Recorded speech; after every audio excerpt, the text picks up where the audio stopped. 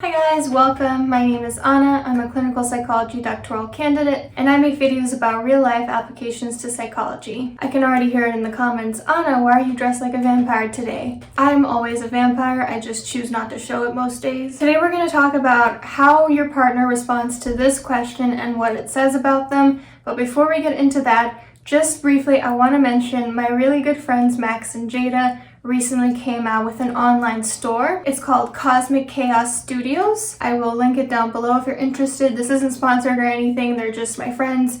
And they have some cool clothing and collectibles, like they have these custom made clothes. They also have stickers, lighters, ascension bracelets, and chaos creatures, which are these little skateboard dudes. I'm not sure what they are, but definitely check them out if you're into this kind of thing. Let me just show you about, because they're so cute. Aren't they so 70s and retro? And also they do video editing and other services, so check them out if you want to use them for that as well. But now let's get into the video. How your partner responds to this question and how important it is. So the question is not so much a question as it is a way of formulating a boundary. I've spoken ad nauseum about how to set boundaries, and as you may know, my formula is quite clear. I feel blank when you do blank. What I need from you is blank. If you don't do or do this, then blank will happen. We should never feel bad for clearly setting boundaries, and it's sometimes necessary to get our needs met. However, there is a different way of setting your boundaries that may have an advantage. You learn how much your partner respects your boundaries,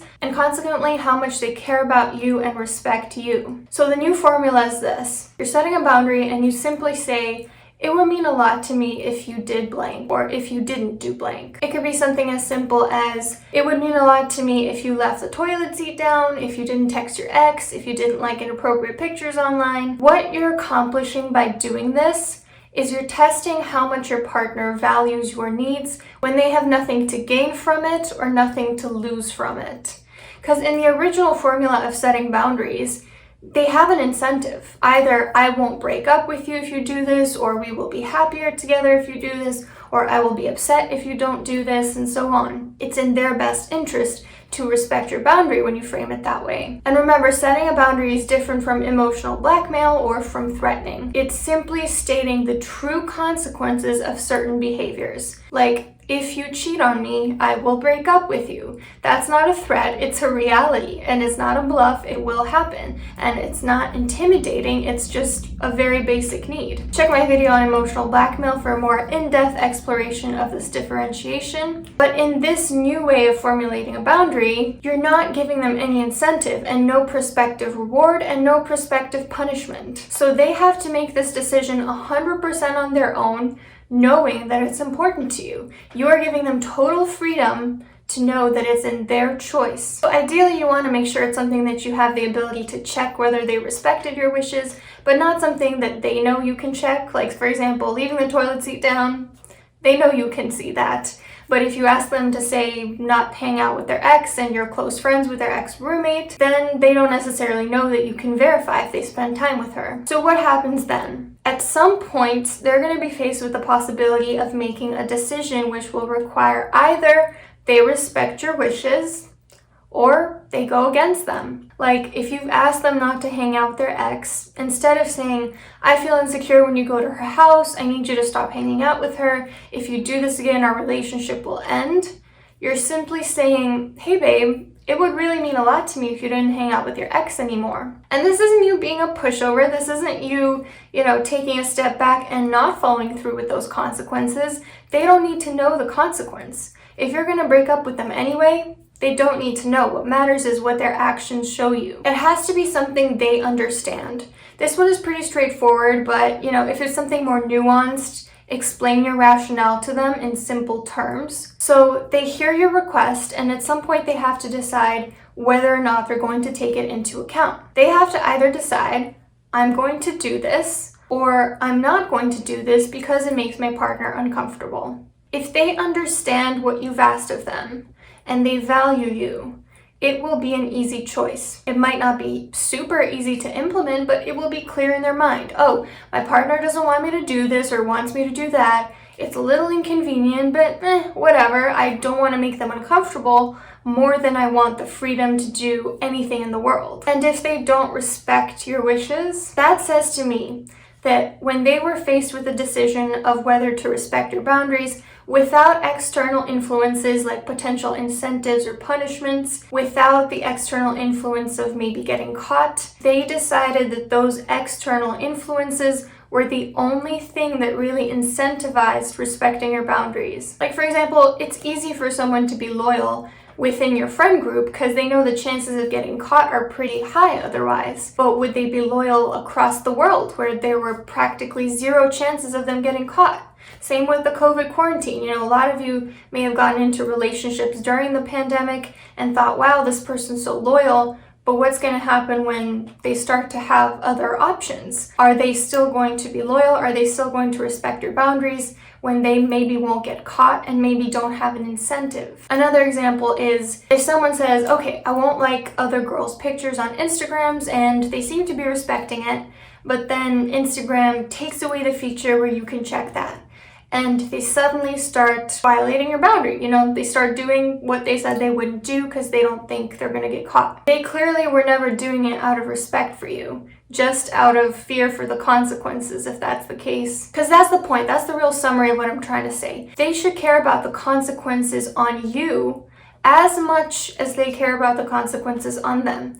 They shouldn't respect your boundaries because they want to avoid a punishment, but because they want to avoid hurting you. However, some considerations. If it's a habit you're asking them to change, this could be tricky because they might not be conscious of it right away to change their behavior. Like my partner once asked me, could I stop reusing tissues? I know it's a gross habit and I would just leave them on the table after I use them. And I agreed, obviously if that's his boundary, I want to respect that. But it took me a couple times to actually start implementing it because it was a habit. It wasn't something that I was used to thinking about. It was just kind of an unconscious reflex. So if it is a habit, maybe this isn't the best example to use because it's hard to break habits because it's hard to realize that we're doing it. However, how much of a habit something is kind of negotiable. Like some people could argue liking photos on Instagram's a habit.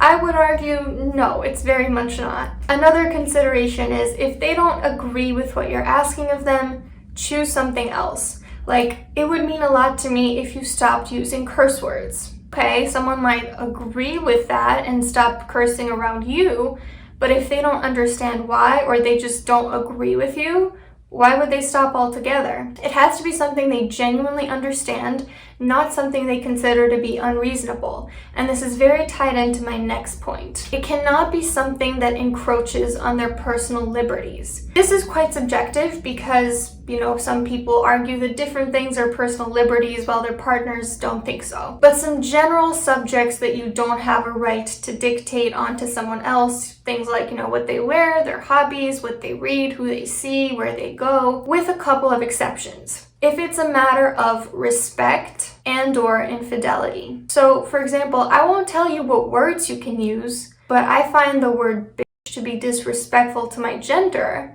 So if you use that word, it's a matter of disrespect. I have the right to say don't use that word. Or I won't tell you where you can and can't go, but if I consider going to a strip club to be a matter of both disrespect and disloyalty, then yeah, that is a case where I can say don't do this or we're gonna break up. And the last thing you should consider is sometimes they might have very strong reasons or feelings to not want to do what you ask of them. Like, oh, well, I really value my ex's friendship. I don't want to stop hanging out with her. Depending on the situation, that might not make them disrespectful. It might not make them necessarily unfaithful, but it could just mean you're not compatible. If this is a deal breaker for you and they can't or won't respect it, I'm not going to tell you that you should dump them or that they're a horrible person. Like the title of this video says, it's just something to consider. It speaks volumes. But you have to decide for yourself what to do with that information. Because if it speaks volumes but you don't consider it to be a deal breaker, that's your choice. Remember that just like your partner has the freedom to make their own decisions, just like you can say, hey, it would mean a lot to me if you didn't do this, and they can decide,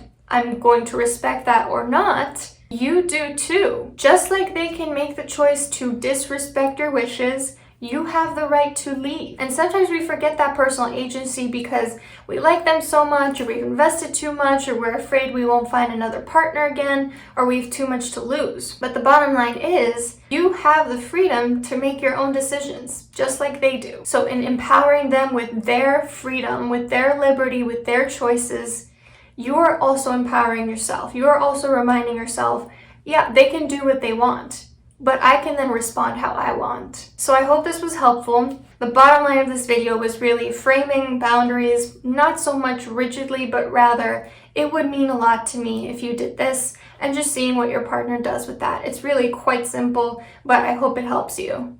Don't forget to hit like and subscribe, and I'll see you soon.